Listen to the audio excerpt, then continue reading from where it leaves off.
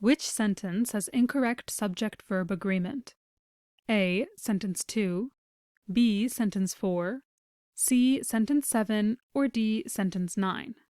As a quick review, in general, subject-verb agreement refers to when a verb receives an S at the end or not.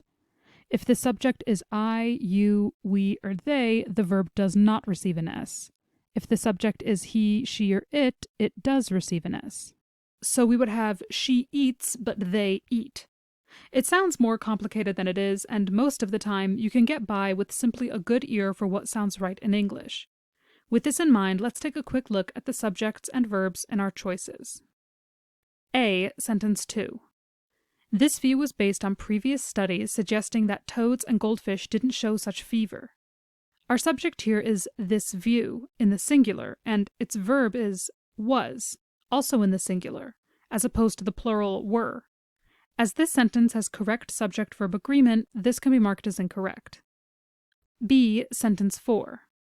So, after a stressful situation, you'd expect them to move into warmer water. Here we see the subject-verb pair of you and expect, which is correct, as opposed to saying you'd expects, like you might say she expects. This can be marked as incorrect. C. Sentence 7. The fact that some fish can undergo emotional fever don't prove fish in general are conscious beings. Here we see the subject-verb pair of the fact and don't, which don't sync up. The fact is singular as opposed to the facts, while don't is a plural verb as opposed to doesn't. So we can either say the facts don't or the fact doesn't, but we can't mix the two.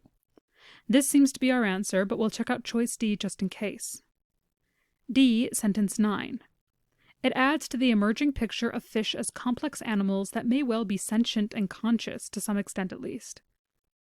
Here we see the subject-verb pair of it and adds, with adds here being the correct form as opposed to it add or they adds.